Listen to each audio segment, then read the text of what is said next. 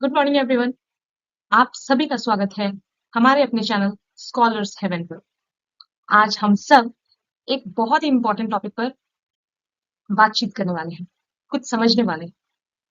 हमारा ये टॉपिक है इग्नू के मोस्ट इंपॉर्टेंट पीवाईक्यूज। जैसा कि आप लोग सब जानते हैं, जुलाई 2025 का एग्जाम बहुत ही पास है और हमें अभी एकदम से जरूरत पड़ गई है कि हम वो सारे टॉपिक्स को रिवाइज करें, वो सारे क्वेश्चंस को रिवाइज करें जो सबसे ज्यादा इंपॉर्टेंस रखते हैं इग्नू के एग्जाम्स में। तो चलिए आज हम ये सारे टॉपिक्स डिस्कस करते हैं और लेट्स बिगिन। इस टॉपिक में, पूरे लेक्चर में मैं आप लोगों के साथ जून 2024 के पीवाईक्यूज के कुछ क्वेश्चंस डिस्कस करूंगी और आप मेरा एक्सप्लेनेशन देखेंगे और फिर आप बताइएगा कमेंट में कि कैसा लगा आपको ये एक्सप्लेनेशन। तो चलिए आगे बढ़ते हैं। यहाँ पे हम अपने सबसे पहले क्वेश्चन के ऊपर चलते हैं, जो है how are upper palaeolithic tools and improvement over earlier tools.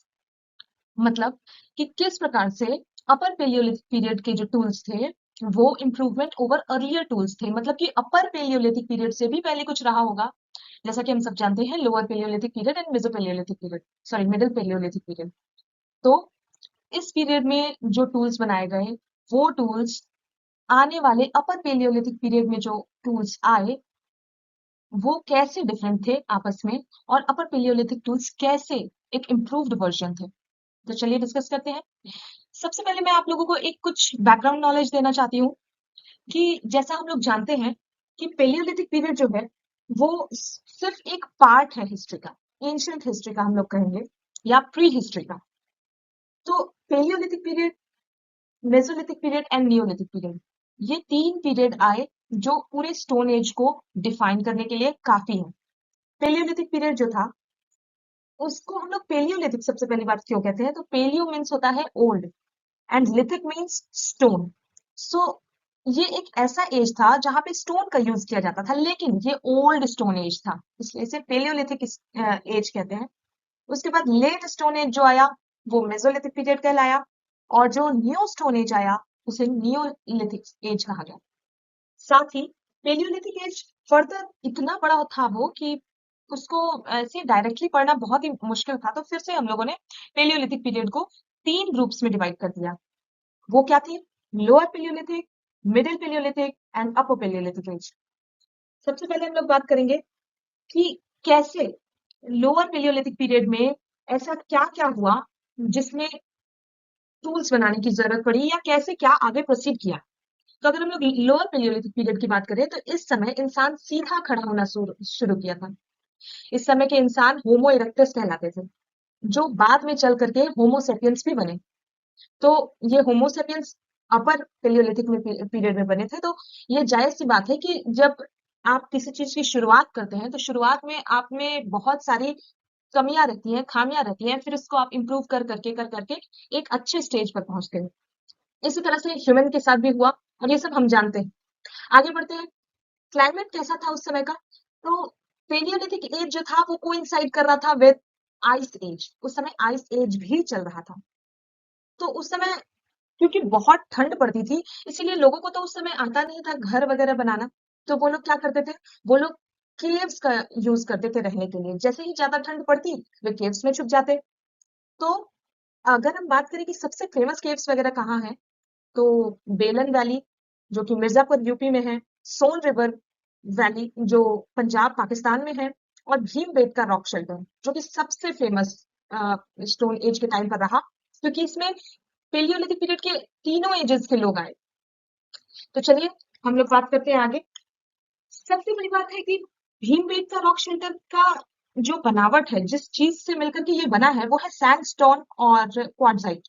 तो क्वार्ट्जाइट जो होता है वो स्टोन एज में बहुत ही ज्यादा इंपॉर्टेंट टूल के रूप में यूज किया जाता था। किसी भी टूल को बनाने के लिए सबसे ज्यादा इंपॉर्टेंट था क्वार्ट्जाइट। अब वो क्या करते क्या थे कि एक बड़े से स्टोन को लेते, उस स्टोन को तोड़ते, और जो उसका बड़ा भाग होता उसे वो बना देते थे क्लेवर्स, ठीक है, और सॉरी कोर। उसके बाद फिर जो छोटा पार्ट होता है उसे फ्लेक बनाते थे, और वो कोर का ही यूज करते थे और आगे की चीजें उसी से बनाते थे।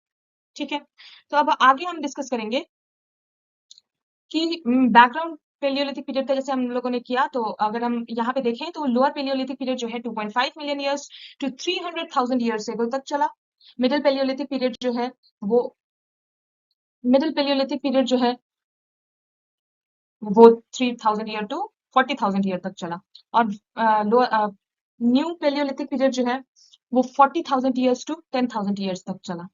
अब आगे हम बात करते हैं अर्लियर टूल्स की। क्या क्या ऐसे टूल्स थे जिसका यूज लोग करते थे लोअर पेलियोलिथिक पीरियड में, क्योंकि हम लोगों को पूछा गया है कि क्या डिफरेंस था, तो हम लोगों को पहले ये लिखना पड़ेगा कि लोअर पेलियोलिथिक पीरियड में क्या क्या टूल्स यूज किया जाता था।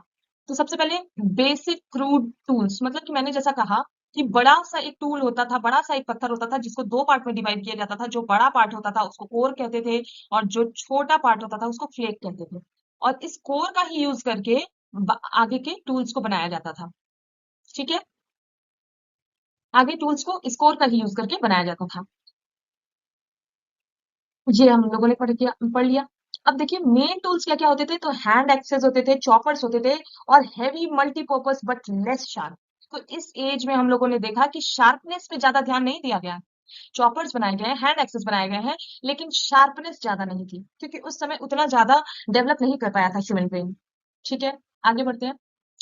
अगर हम लोग बात करें कि earlier tools middle palaeolithic period में कैसे थे, तो ये जो थे वो थोड़े से अच्छे हुए, पहले से थोड़े से बेहतर हुए।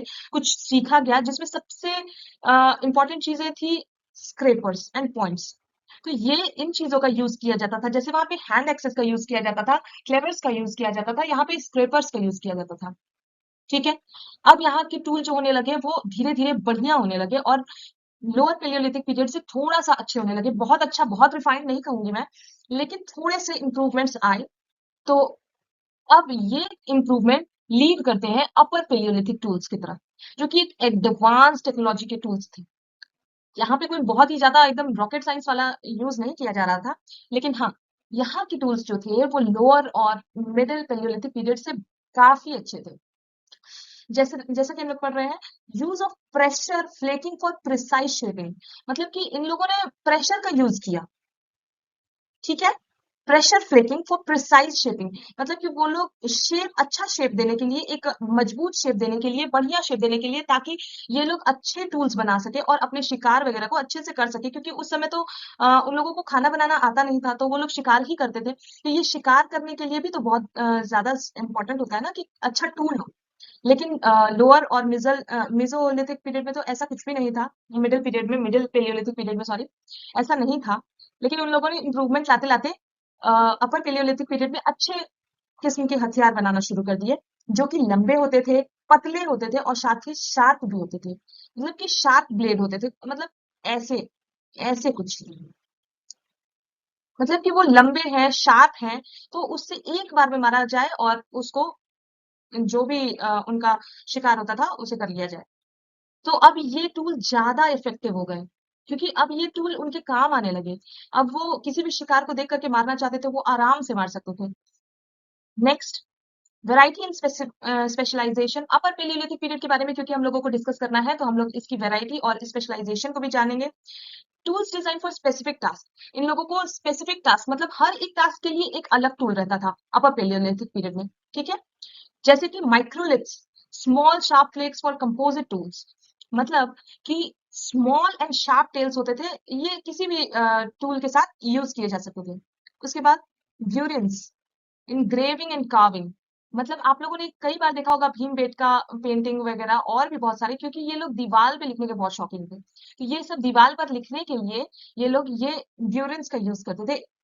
इंग्रेविंग एंड कार्विंग, कुछ उकेरने के लिए ये लोग ब्यूरेंस का यूज करते थे। उसके बाद आता था नीडल्स एंड ऑल्स।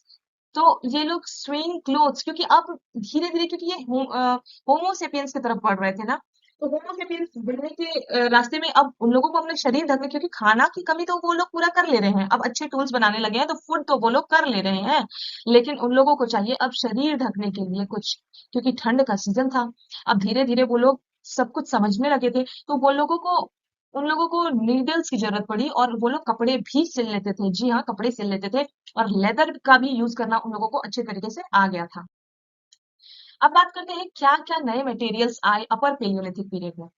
क्योंकि लोअर पेलियोलिथिक में तो हम लोगों ने जैसे देखा कि एक स्टोन था, उसको आधा डिवाइड कर दिया जाता था, फिर ये कोर होता था, ये प्लेक होता था, जो बड़ा पार्ट होता था कोर होता था, यूज किया जाता था।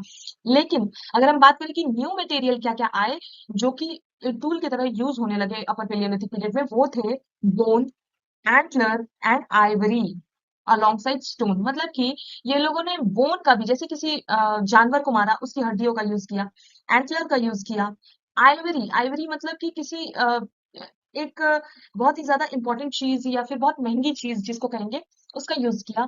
तो स्टोन के साथ ये सब चीजों का भी वे यूज करते थे। तो अब इन लोगों के टूल्स जो थे वो फाइनर और ज्यादा इफेक्टिव होने लगे, जैसा कि मैंने पहले बताया। एफिशिएंसी एंड पोर्टेबिलिटी, तो अब इन लोगों को क्योंकि टूल्स ज्यादा शार्प थे, शाइनी थे और ज्यादा ही इफेक्टिव थे, तो इन लोगों की एफिशिएंसी बहुत ही अच्छा हो गई।